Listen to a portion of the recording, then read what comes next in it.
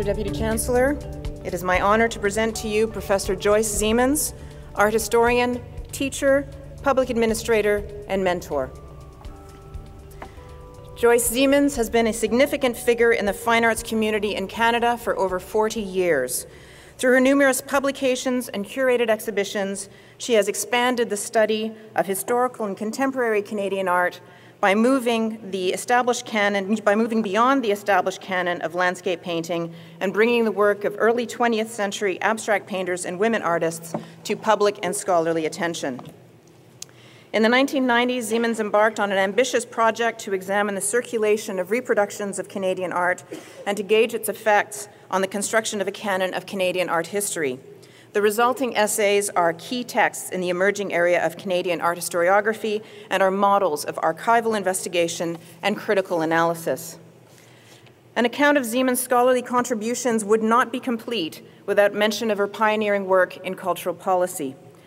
Tandis que nos gouvernements réduisent le budget qu'ils allouent à l'art, tandis que le débat sur le rôle de l'État dans le financement de la culture se polarise, l'analyse minutieuse de Mme Zemans sur les méthodes de financement de l'art et de la culture d'hier à aujourd'hui se révélera déterminante dans l'interprétation critique de l'incidence de toute politique culturelle sur la pratique artistique actuelle. Zemans' knowledge of cultural policy is not just academic. From 1988 to 1992, she was director of the Canada Council, the first woman to hold that position. During her tenure, she overcame the challenges associated with a reduced government appropriation and implemented innovative programs such as the Racial Equity Committee and an internship program for Aboriginal curators that positioned the Council to more effectively support the artistic activities of a diversity of communities. Finally, Professor Zemans' contribution to the development of a vibrant scholarly community in the visual arts in Canada must be highlighted. She has consistently provided encouragement to young scholars just beginning their academic journey. Indeed, as a model for how to properly combine academic research with public service, Zemans has inspired and mentored more than 2 generations of scholars, myself included. Mr. Deputy Chancellor, on behalf of the Senate and the Board of Governors, it is my privilege and honor to present to you Joyce Zemans so that you may confer upon her the degree of Doctorate of Fine Arts, honoris causa.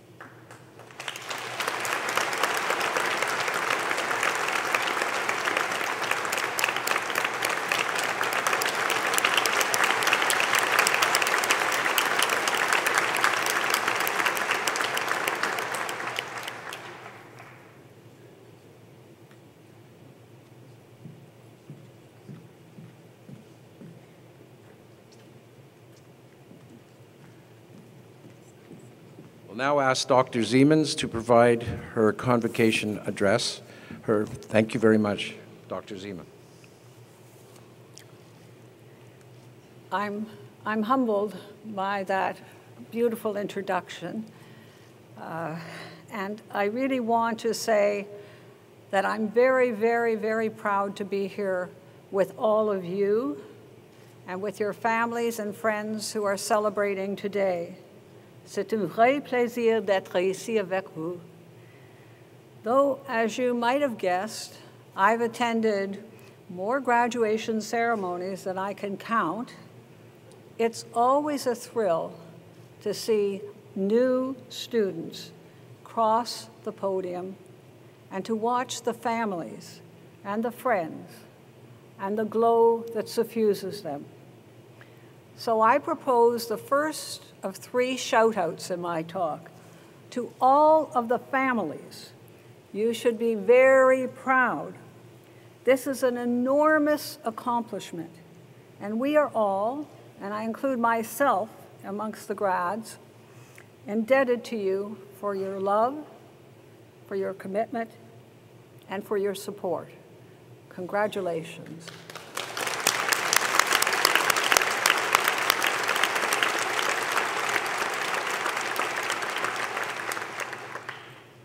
I'm honored to address this convocation. I've dedicated the better part of my life, almost 45 years, as unbelievable as it seems to me at least, to teaching and administration in the arts. As a former dean of the Faculty of Fine Arts at York, I'm well aware of the strengths of Concordia and its Faculty of Fine Arts from which you are graduating. Indeed, one of my great regrets at York was that I was not able to introduce a program in creative arts therapy. Concordia, however, did, as it has many innovative programs of which you are the beneficiaries. Building upon the synergies within fine arts and the university, and continuing to enrich its well-earned international reputation in the arts. And the accolades for its achievements continue. Last month, Chloe Robichaud's Sarah Prefers to Run, her debut feature film, was premiered at Cannes, and the creative team, not surprisingly, were all Concordia alumni like she, with actor and Concordia theater professor Micheline Langto in a significant role in the movie. Symbolic of the accomplishments of Concordia faculty and grads in all disciplines.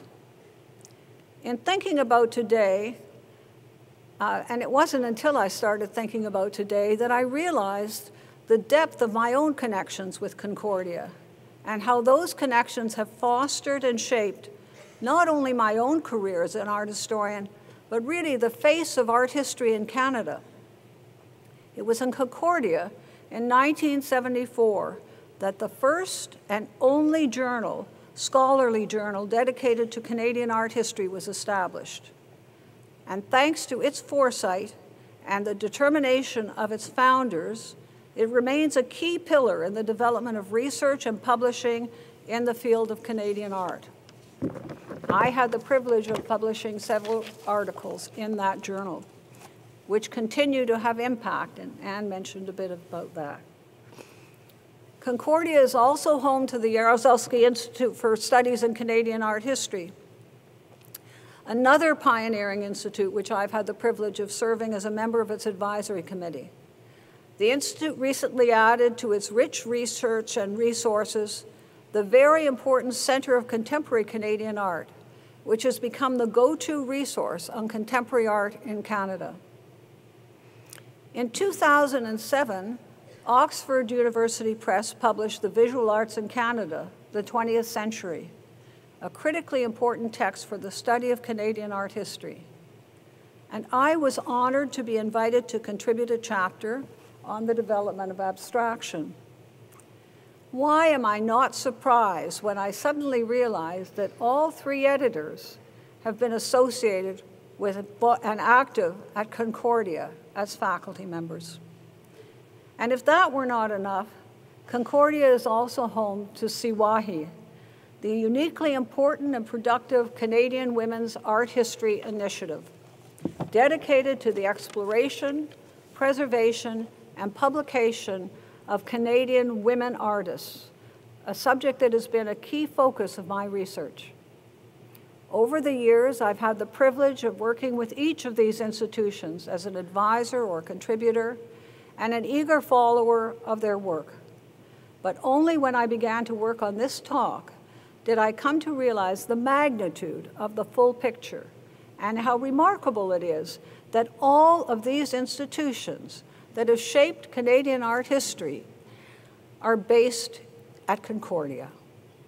My second shout out is to Concordia's dedicated faculty and its leadership.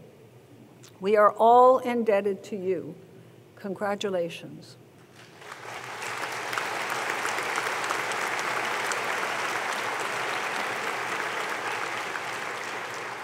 My focus today, however, is not on our history, but on you, our collective future, and on the importance of artists and the arts in society. My message is inspired by a poem by one of Canada's national treasures, National Film Board filmmaker Alanis Obomsawin, a multi-talented artist, poet, singer, visual artist who has devoted her life to documenting the experiences of Canada's First Nations and who, in so doing, has changed the way in which we see the world. In her poem, titled Honor the Artist, Alanis describes the powerful role of the artist who offers a vision for the future. As an art historian, critic, and curator, I've had the wonderful privilege of spending my life exploring artistic vision, analyzing it, interpreting it, and of experiencing the world through the lens of the artist's vision. Describing her first encounter with the art of Picasso, Patti Smith wrote that she was transformed by the revelation that human beings make art, and that to be an artist is to see what others cannot see. Artists have the ability to experience the world differently, to move, to enlighten, and to inspire us. But they also have the ability to disrupt and to force us to think about and sometimes to rethink the way in which we see the world. According to Northrop Frye, there is the world that we see around us, and there is a world that we make for ourselves and want to live in, a world governed by a vision of the arts that are the instruments for change. Frye argued for the need to re-educate society, to find the site where the artist and poet can be heard. For him, the search for the future lay in the ability to reinvent our world, and I do not believe that ours is the world that he envisioned. What I wish to talk about today is how your life will be lived, and the role that you can play in creating the world that Frye and Obomsawin envision, the site where artists and poets can be heard. The artist, wrote Alanis, is the voice of the country. Harvard professor Howard Gardner, whom I'm sure most of you know well, developed the theory of multiple intelligences and wrote about the importance of the arts in education. And he also talked about the nature of leadership and the ways in which artists shape our way of knowing and our view of the world. According to Gardner, the capacity to lead is commensurate with the story told. It is the uniqueness of the power of the story which influences people and can encourage them to redefine their view of the world. While most political leaders relate their stories directly to the audiences, artists and creative leaders exert their influence through the symbolic products they create. Gardner argues that artists have the advantage of greater time for reflection and for revision, and that their impact often proves more enduring. In an age of the 140-character tweet and the incessantly repeated soundbite, all too frequent, we need your participation in shaping our creative and social capital of the future, in ensuring a meaningful presence for the arts in our educational system and in our daily lives. The arts are the way in which we move from enduring experience to understanding and controlling it. They empower us to develop new patterns and new structures, to innovate, to put together old ideas in new ways, and to create new ones, to offer new insights and visions of truth about the world and the human condition. You are the creators and interpreters, and your work will provide new ways of seeing and understanding. You will have the power to become the voices of our country, to create our symbolic capital, and to shape our future. In his memoirs, journalist and art critic Robert Fulford quotes the business teacher who taught him the only interesting idea he learned in high school, informing the class that the purpose of economic activity was to support society, so society could support the arts. The arts, in turn, he said, make life worth living, thus justifying all the attention we give to the economy. I urge each of you to believe in your vision and to persevere, and whatever field you have chosen, to evaluate your own leadership potential while at the same time attuning yourself to the power of art to effect change. So my third shout out is to you, today's grads. Whatever role you play, I urge you to participate fully in life, to share the journey, and to make each day count. Live fully and never undervalue the contribution you can make. Félicitations et bonne chance.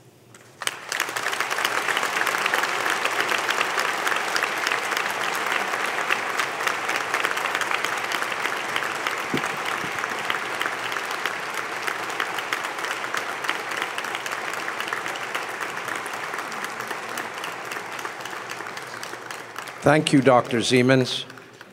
I truly believe that you gave us nourishment for our souls and inspiration for our minds going forward, and I thank you very, very much.